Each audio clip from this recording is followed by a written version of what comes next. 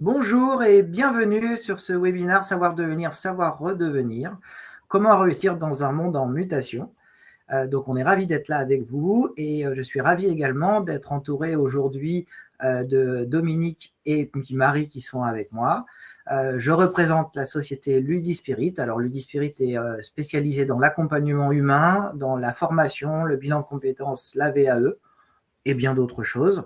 Et aujourd'hui, évidemment, ça s'inscrit dans nos valeurs et dans notre fonctionnement que de réfléchir avec Dominique sur les outils autour du redevenir pour naviguer dans ce monde en transformation aujourd'hui et qu'est-ce qu'on peut faire et comment on peut avancer là-dessus. Alors, on a plusieurs convictions au sein de Ludispirit. Tout est possible, tout est... t'es allé un peu vite, Marie, s'il te plaît, si tu peux revenir en arrière. Voilà, la liberté comme objectif, le changement est une opportunité, réussir cela s'apprend et l'action comme moteur de la réussite.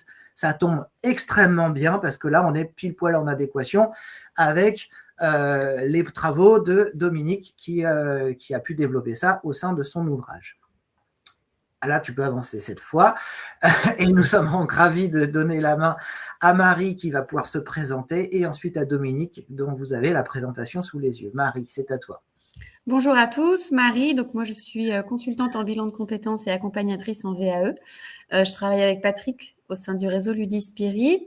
Pour ce webinaire, je serai votre régisseuse. Si vous avez des questions, n'hésitez pas à les poser via le chat. J'y répondrai avec plaisir au cours de la présentation. Merci à toi. Dominique, est-ce que tu peux te présenter en quelques mots? Oui, bonjour à tous et bonjour à toutes. Je suis ravi d'être invité à participer à ce webinaire. Donc moi, je suis auteur, conférencier, consultant, formateur, à la retraite, mais qui a créé sa micro-entreprise en 2016. J'étais avant enseignant, formateur, proviseur et directeur des lycées agricoles de Bretagne. Voilà. Donc, je travaille sur ce concept-là depuis maintenant un bon bout de temps. On va en parler un petit peu après. Un accident malheureux, il y a 3 ans et demi maintenant, m'a obligé à retravailler le concept de savoir devenir dans un nouveau concept qui n'est pas nouveau, mais qui est un petit peu amélioré, on va dire, du fait de ce qui m'est arrivé, qui est le concept de savoir redevenir. Voilà.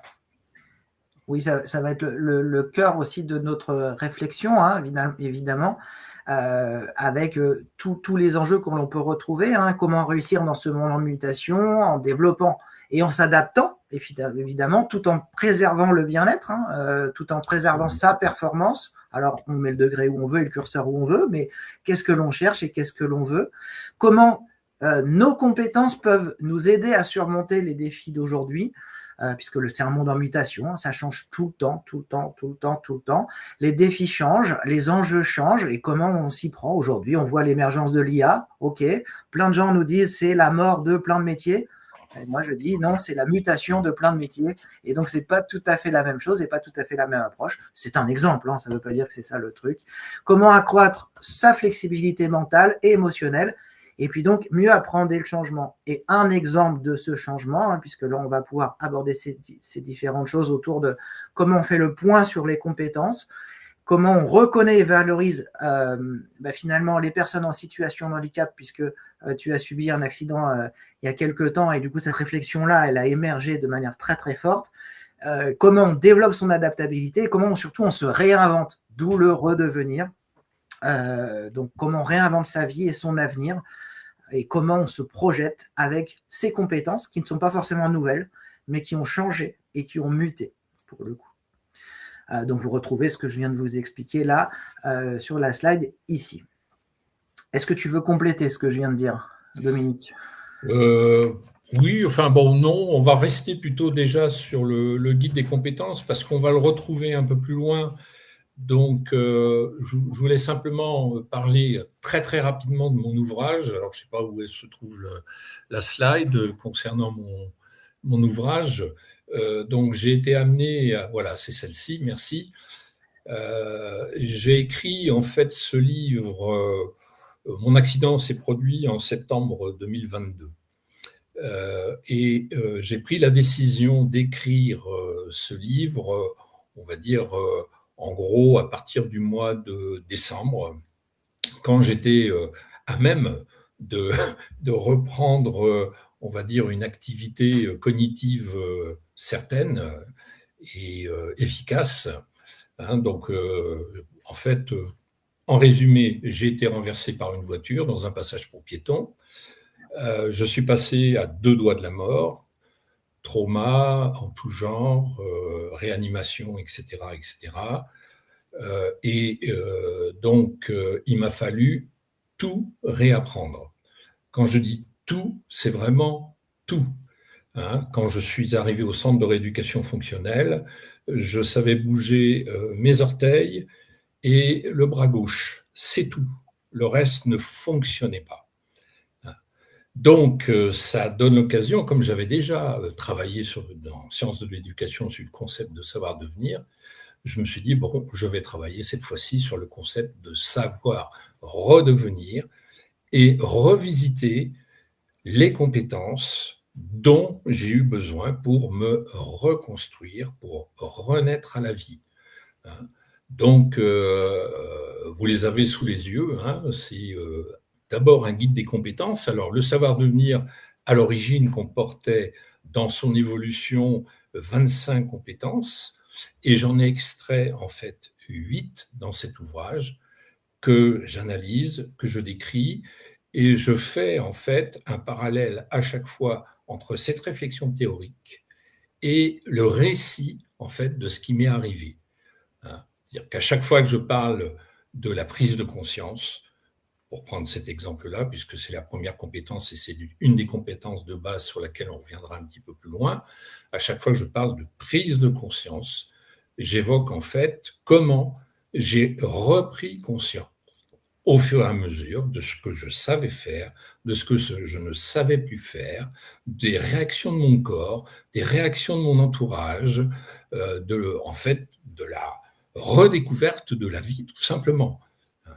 Voilà. C'est important ce que tu dis, c'est la réaction de l'entourage aussi, parce que souvent, on s'adapte, on se réadapte en fonction des feedbacks que l'on reçoit et pas forcément de ce que l'on ressent. Et là le partage que tu fais est intéressant parce qu'il y a ce que tu ressens, mais il y a aussi l'entourage et comment les autres perçoivent finalement ce handicap ou les compétences que tu mets en avant. Oui. Le savoir redevenir ne peut pas passer, en fait, et je le dis dans mon ouvrage, hein, sans l'aide d'un tas de personnes, hein, qu'ils soient du milieu médical, du milieu psychologique, parce que j'ai subi un trauma très très violent et il m'a fallu donc lutter contre ce qu'on appelle le stress post-traumatique que je décris dans mon ouvrage. Et puis il m'a fallu accepter les handicaps qui restent aujourd'hui, parce que je garde quelques petits handicaps. Je dis petits parce que finalement j'arrive plus ou moins à les surmonter. Le dernier handicap que j'ai réussi à surmonter, c'est le réapprentissage de la natation. Hein, depuis 3 ans et demi, je ne savais plus nager. J'avais perdu la coordination des gestes de la natation. Et donc, depuis maintenant 15 jours, je retourne à la piscine et je refais quelques petites longueurs de bassin en brasse. Hein. Alors, j'ai eu un coach qui m'a aidé, bien sûr, mais c'est pour vous donner une idée un petit peu de ce qu'il faut réapprendre, redécouvrir et comment il faut allier raison, hein, la raison et l'intelligence émotionnelle dont on parlait tout à l'heure. C'est important. Voilà pour ce guide des compétences et cet ouvrage. Alors cet ouvrage, je l'ai écrit aussi pour guérir, hein, bien évidemment. Alors il y a 4 objectifs majeurs qui transparaissent dans mon ouvrage. Hein. Le premier, donc, bien évidemment, hein, c'est trouver des techniques pour c'est orienté plus sur la résilience, hein, c'est-à-dire la manière, la définition de la résilience, hein, c'est vraiment se dépasser et dépasser les difficultés qu'on rencontre pour reconstruire quelque chose de positif derrière. Hein. Et donc, dans mon parcours un peu du combattant au départ, mais il y avait pire que moi au centre de rééducation fonctionnelle, je peux vous l'assurer. Il y avait des gens qui avaient perdu leurs membres, etc. Moi, j'avais encore tous mes membres. Ils ne fonctionnaient pas, mais j'avais tous mes membres. Eh bien, là, vous redécouvrez et effectivement, à travers ce que vous vivez, les différentes manières de réapprendre des gestes au quotidien et de surmonter toutes les difficultés de ce quotidien.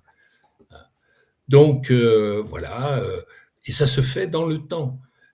On est dans un monde plein de bouleversements où on est tous confrontés à la vitesse, à l'accélération, à l'immédiateté, à l'instantanéité, à l'éphémérité, etc. Et puis là, vous êtes obligé, de prendre le temps, et d'accepter de ne plus tout contrôler, de déléguer en fait un certain nombre de choses. Alors moi qui ai été proviseur, chef d'établissement, qui ne déléguait pas toujours grand-chose, je peux vous assurer que ça a été pour moi une sacrée claque, que d'être obligé de déléguer. Je n'avais pas le choix. Il fallait que je fasse confiance aux autres, à ceux qui savaient. Et moi, je croyais savoir, mais en fait, je ne savais rien. Voilà. Ouais. Donc, le premier objectif, c'est ça. Je ne sais pas si je suis clair. C'est extrêmement clair. C'est non seulement tu ne savais rien, et ce que tu pensais savoir, tu l'avais perdu également. Donc, en fait, tout est à réapprendre, d'où le redevenir, en fait, pour le coup. Voilà. Donc, il y a un enjeu majeur là-dessus. On a une question de Taya qui demande quel type de coach vous accompagne dans ce parcours. Alors, le coach pour la natation, ça a été une maître nageuse qui, j'ai la chance d'habiter à côté d'une piscine, qui a accepté effectivement de me prendre en charge. Et alors après, il y a un autre coach qui est très important dans ma résilience, c'est la psychothérapeute qui m'a suivi au cours de 54 séances pour me libérer des différentes phobies qui faisaient suite à mon accident. Et donc, j'ai eu la chance de tomber sur quelqu'un d'extraordinaire qui, au cours des 54 séances de psychothérapie en EMDR que j'ai eues avec cette personne, a réussi progressivement à me faire comprendre ce que c'était qu'un traumatisme, comment ça fonctionnait, comment il fallait sortir en fait du cerveau limbique pour remettre et réguler les émotions qui remontaient et qui bloquaient tout, puisque après mon accident, j'étais incapable de traverser dans un passage pour piétons, j'étais incapable de monter ou de descendre un escalier. Donc, il a fallu, là aussi, que je réapprenne et que je prenne sur moi pour ça. Il a fallu que je me domine aussi pour dépasser, en fait, les cauchemars qui revenaient toutes les nuits pendant 6 mois. J'avais un cauchemar terrible qui revenait toute la nuit où je revivais une partie de l'accident. Voilà. Alors, ce qui est extrêmement compliqué dans ce que tu racontes, c'est à la fois le fait de réapprendre, mais aussi que l'entourage, les proches, les moins proches, comprennent ce que c'est que la situation de handicap, comprennent l'approche que c'est et comment on fait pour valoriser en fait ce travail de la personne en situation de handicap pour évoluer, pour grandir, pour retrouver des compétences qu'elle avait perdues. Et finalement, alors c'est extrêmement enrichissant, on est bien d'accord, mais c'est pas simple. Et c'est un peu ce que tu décris dans ton parcours et dans le réapprentissage avec des gens qui t'ont accompagné, des gens extérieurs. Mais il y a aussi finalement tout ce qui se passe autour, les proches, la famille ou autre. Oui. Voilà. Et pour rebondir sur ce que tu dis et approfondir un peu ce que j'ai pu écrire dans cet ouvrage, je crois qu'il est important de dire que l'inclusion, c'est-à-dire l'acceptation de personnes en situation de handicap au sein de l'entreprise, au sein de l'école, dans sa famille, est quelque chose aujourd'hui qui n'est pas simple d'une part, et qui est souvent rendu difficile par les regards en fait qui sont portés sur le handicap. De façon globale, alors regard conscient ou inconscient, parce que il y a beaucoup de gens qui disent oui, bon, c'est une personne handicapée, on comprend, etc. Mais je pense que d'abord, on ne peut pas se mettre à la place de qui que ce soit, en particulier de personnes en situation de handicap, et je le souhaite à personne, bien évidemment. Mais il y a dans le regard et l'accompagnement du handicap des besoins très très importants que moi j'ai découvert aussi à travers, par exemple, à un moment donné, et c'est très récent, une visite que je voulais faire sur Paris, où quand vous avez un handicap comme j'ai pour descendre les escaliers pour aller prendre le métro, c'est quelque chose d'extrêmement difficile pour moi et pour la personne qui m'accompagne.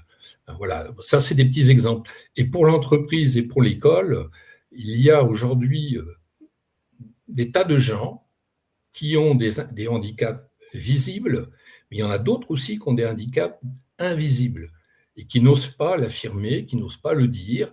Et je pense que quand on arrive à échanger entre personnes en situation de handicap et personnes dites normales, il y a un enrichissement mutuel extrêmement important qui facilite la construction et des uns et des autres, et des personnes en situation de handicap, autant que des personnes dites normales ou qui pensent l'être, parce qu'elles ont effectivement toujours en background des souvenirs ou des expériences d'autres personnes qui étaient en situation de handicap à un moment ou à un autre. Et c'est cet enrichissement-là, c'est ce savoir redevenir collectif qui est aujourd'hui, je crois, extrêmement important de mettre en valeur dans notre société où l'individualisme, malheureusement, s'exerce de plus en plus. Et il y a le côté stigmatisant. Tu parlais de handicap invisible. C'est vrai que, je ne sais pas, par exemple, quelqu'un qui est atteint de surdité, entre parenthèses, qui est mon cas, donc ça ne se voit pas, vous voyez, pour le coup, mais je suis appareillé. N'empêche que pendant des années, je refusais l'appareillage parce que c'était stigmatisant. Voilà. Aujourd'hui, on ne le voit pas forcément, et c'est pas grave, de toute façon, lui, on lui parle pas trop parce qu'il comprend pas tout. Mais en fait, c'est pas ça, c'est que j'ai pas entendu tout. Et là, pour le coup, l'apprentissage de l'entourage et des gens avec qui l'on est, ce que tu évoquais tout à l'heure, c'est extrêmement important aussi dans l'évolution, dans le travail. Et ce handicap invisible, tu parlais de descendre les escaliers, oui, peut-être que tu marches correctement dans la rue, tout va bien, mais ça ne se voit pas et ça ne s'identifie pas. Mais n'empêche que c'est un handicap. Et qu'est-ce que l'on fait de ça et quels sont les palliatifs? Et aujourd'hui, ne serait-ce qu'un commerce ou autre, on pense que d'avoir mis une rampe pour qu'un fauteuil puisse passer, ça y est, on a tout résolu sur le handicap. Absolument pas. C'est un bout émergé de la lorgnette qu'on voit, un bout de l'iceberg. Il y a tout le reste. Et donc ça, c'est important, en fait, dans ce côté-là. Alors, revenons à nos moutons, qui est dans le redevenir, parce que bon, on ne va pas stigmatiser sur la partie handicap. Alors, le troisième objectif concerne donc la question de l'adaptabilité. Alors, c'est une des compétences que j'ai choisies après la prise de conscience. Alors, j'insiste simplement sur le slide sur le schéma. Le schéma que vous avez, c'est le schéma que vous retrouverez pour chacune des compétences.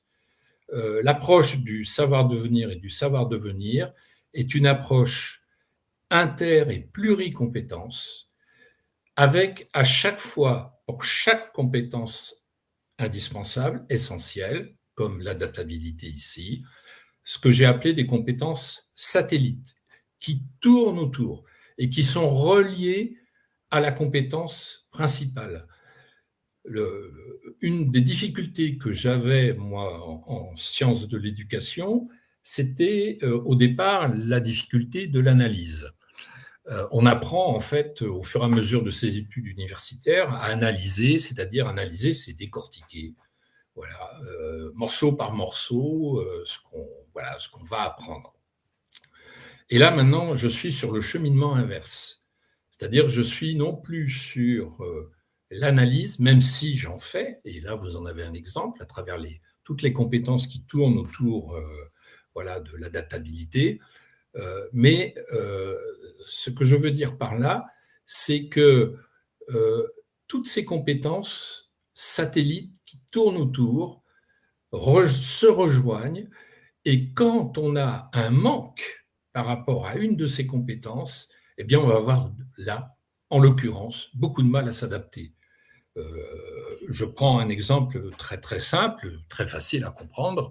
L'adaptabilité, elle fait appel à la flexibilité, en particulier en entreprise. On a connu ça avec la Covid, la flexibilité des horaires, etc., l'adaptabilité au temps de travail personnel, cette fois-ci à la maison, et donc la vie familiale qui était perturbée.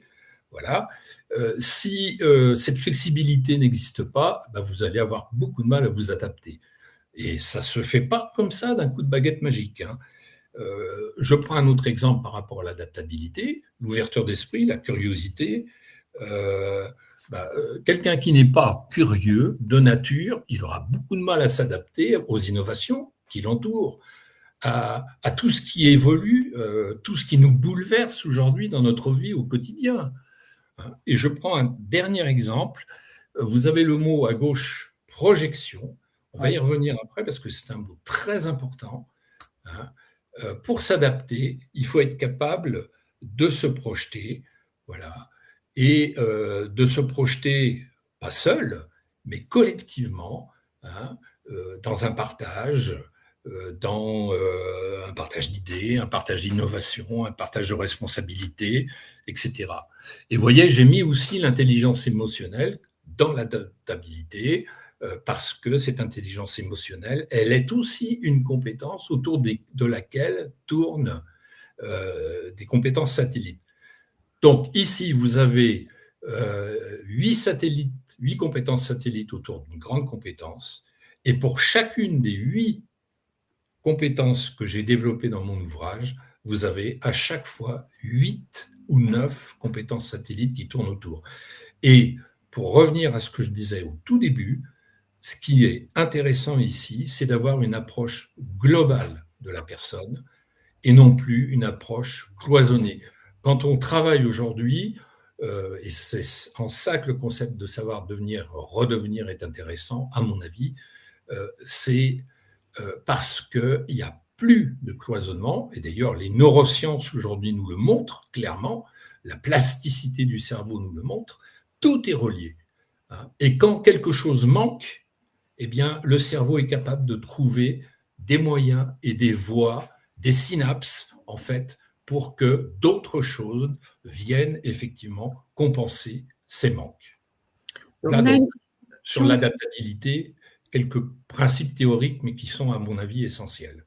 Dominique, on a une question de Charlotte qui nous dit « Comment confrontez-vous le sujet du redevenir et de l'adaptabilité, spécifiquement dans le monde en mutation ?» Comment vous confrontez, on confronte la notion de redevenir et l'adaptabilité que cela demande compte tenu du monde dans lequel on évolue et qui est en constante mutation? Alors, dans le je crois qu'il y a d'autres éléments en fait qui interviennent. Il y a d'abord la prise de conscience des évolutions et des bouleversements qui nous entourent, de tous ordres. Géopolitique, alors ça, on ne va pas épiloguer là-dessus, mais je pense que tout le monde comprend. Économique, kérosène en ce moment, avion, essence, etc. Mode de vie, culturel, l'individualisme, l'intelligence artificielle, bouleversement de l'intelligence artificielle, qui nécessite effectivement derrière le développement de la pensée critique. C'est une autre compétence aussi essentielle qu'on va regarder à la fin dans la boussole que je vais présenter. Donc, tous ces éléments-là se rejoignent faut pas travailler simplement sur l'adaptabilité, il faut travailler sur le développement de la pensée critique, faut travailler sur soi, hein, dans les outils que j'ai utilisés, moi, que j'utilisais avant comme formateur et que j'ai utilisés après mes différentes opérations et après dans ma résilience, il y avait la fenêtre de Johari. La fenêtre de Johari, je vous conseille cet outil-là parce qu'il est très simple. Je ne sais pas si vous le connaissez, mais si vous ne le connaissez pas, regardez. Hein, ça s'écrit Johari, hein, c'était les prénoms des deux inventeurs de ça, hein, Joseph et Harrington. Voilà, la fenêtre de Johari, c'est un très très bon outil, très simple d'utilisation, qui permet effectivement peut-être de mieux se connaître, hein, parce que se connaître est très très important, hein, pour effectivement pouvoir avancer ensuite dans la vie. Mais les bouleversements, il faut en être conscient. Et à partir de cela, eh bien, il faut savoir ceux sur lesquels on peut agir. Donc, on va retrouver ici l'agentivité, hein, ceux sur lesquels on peut agir et ceux sur lesquels il est au contraire beaucoup plus difficile d'agir. Donc alors, ça nécessite... dans la boussole finale... Hein, Pardon, mais ça nécessite oui. Donc une prise de conscience, hein, c'est ça en fait. Hein, l'idée, oui, c'est ça, une prise de conscience de son potentiel et de ses compétences. Ouais. Et une fois qu'on a pris cette conscience-là, l'idée, c'est de se réinventer. C'est un peu ce que là, on a en illustration avec la boussole. C'est ça, c'est ça, c'est absolument ça. Donc, vous retrouvez dans cette boussole les 8 compétences, hein, qui commencent en haut par la prise de conscience. Hein, et puis après, je ne sais pas, l'adaptabilité, on en a parlé. Alors, il y a le apprendre à apprendre. Alors, il y en a beaucoup qui parlent aussi de métacognition. Alors, je pourrais vous... il y a tout un chapitre dans mon ouvrage là-dessus. L'intelligence émotionnelle, bien évidemment, ça rejoint la connaissance de soi. Hein, c'est capacité à gérer ses émotions, à se maîtriser, à réguler ses émotions. Vous avez bien sûr la résilience. La résilience, c'est... on retrouve ça dans les neurosciences avec la notion de feedback, hein, c'est-à-dire l'apprentissage.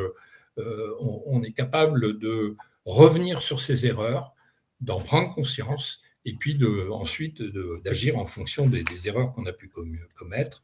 Le développement de la pensée critique, j'en ai dit un mot. Alors, j'en profite simplement pour insister sur la compétence que j'appelle le développement des compétences numériques, qui est aussi quelque chose de très important, hein, qui est lié à l'informatique, bien évidemment, à la connaissance des outils informatiques, des réseaux, etc., mais aussi au développement, au regard qu'on peut poser sur le développement de l'intelligence artificielle. Voilà, donc j'en dis pas plus parce que les compétences numériques, c'est un chapitre sur lequel il faudrait passer en fait un webinaire. Voilà. D'ailleurs, si et ça semble être le cas, hein, c'est-à-dire que si ça intéresse, on propose d'aller plus loin, en fait, de développer encore plus, et puis de s'attarder finalement sur certains sujets de cette boussole de manière beaucoup plus spécifique sur des webinaires à venir. Donc voilà. Alors, en synthèse, on parle de nouvelle ère éducative et entrepreneuriale. Est-ce que tu peux nous illustrer ça? C'est ce que j'avais déjà un petit peu écrit. Alors là, je me réfère aux travaux de l'UNESCO, aux travaux de l'OECD, où il est question effectivement d'approche globale de la personne, de formation. Il parle beaucoup de ce qu'on appelle les life skills. Alors vous avez compris que moi, ce que je présentais, c'était plutôt à la fois un mélange de soft skills et de life skills. Hein. Ouais. Et donc, c'est le concept de savoir devenir, de savoir redevenir, est bien un concept ancré, en fait, dans l'entreprise, dans la société, dans l'éducation, dans la santé, hein, puisque je n'ai pas parlé des compétences psychosociales, mais j'aurais pu vous en dire un mot, hein, et nécessite effectivement un regard, une ouverture très très importante et une éducation en fait à ces life skills dès le plus jeune âge. On voit aujourd'hui, hein, je prends simplement ce dernier exemple, en Finlande par exemple, de plus en plus on a abandonné dans certains pays nordiques les tablettes pour revenir à l'écriture, à la lecture et l'écriture, qui sont selon moi des apprentissages de base, comme le calcul d'ailleurs qu'il faut maîtriser dès le plus jeune âge. Alors, merci pour cet éclairage. Alors, avant de clôturer, puisqu'on est sur un webinaire plutôt rapide, et là, aujourd'hui, l'idée, c'était de présenter le concept pour aller plus loin par la suite. On a une question, en fait. Quelle est la meilleure technique pour surmonter les regrets et erreurs du passé, pour devenir et surtout redevenir? Est-ce qu'il y a une technique déjà? Alors, s'il y avait une meilleure technique, je la connaîtrais. Il n'y en a pas. Je vais décevoir celui ou celle qui a posé la question, mais j'ai envie de dire, d'abord, se connaître, ou se découvrir ou se redécouvrir, peut-être. Et puis, ne jamais faire seul, faire toujours en sorte qu'il y ait un nous dans un projet. Au sein d'un projet de vie partagé, etc. Le projet, c'est, moi j'utilise un outil qui s'appelle le triangle cercle. Le projet, c'est une personne, une équipe, une idée, et ça tourne. C'est pas forcément la même personne qui aura toujours la même idée et qui sera avec la même équipe. Ça tourne.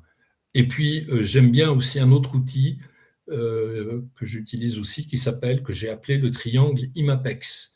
Le triangle IMAPEX, c'est le triangle de l'implication, de l'explication et de l'application. IMAPEX. Quand vous réunissez ces trois choses-là, vous faites bien attention à chacun des points, vous arriverez bien à mieux peut-être devenir individuellement et collectivement. En tout cas, je vous remercie pour votre patience et votre écoute. Écoute, merci. En tout cas, ce que je retiens, c'est finalement la nécessité d'être en congruence. C'est un peu ce que tu racontes dans le méta-apprentissage d'ailleurs. Et la congruence qui permet d'être bien et dans une notion de bien-être. On ne va pas parler forcément d'ikigai, mais la congruence, déjà, ce sera déjà pas mal. Et puis de travailler sur ces sujets-là. On vous propose par la suite d'approfondir, si vous le souhaitez, et de nous retrouver sur d'autres webinaires. On fera des indications pour montrer que c'est la suite de celui-ci, rassurez-vous. Voilà le type de prestation et d'accompagnement que l'on peut faire au sein du groupement dans lequel on se trouve. Et n'hésitez pas à nous interpeller. Je vous ai mis également... nous vous avons mis le contact@ludispirit.fr si vous souhaitez obtenir l'ouvrage ou encore échanger avec Dominique, n'hésitez pas, il n'y a pas de souci. Vous pouvez le retrouver également sur LinkedIn avec grand plaisir. Merci à tous de votre attention. Merci Dominique de ce partage d'expérience et ton retour très précieux. Et puis à très vite pour pouvoir poursuivre ces échanges. Merci beaucoup, merci Marie et merci Dominique. Merci à vous. Au revoir.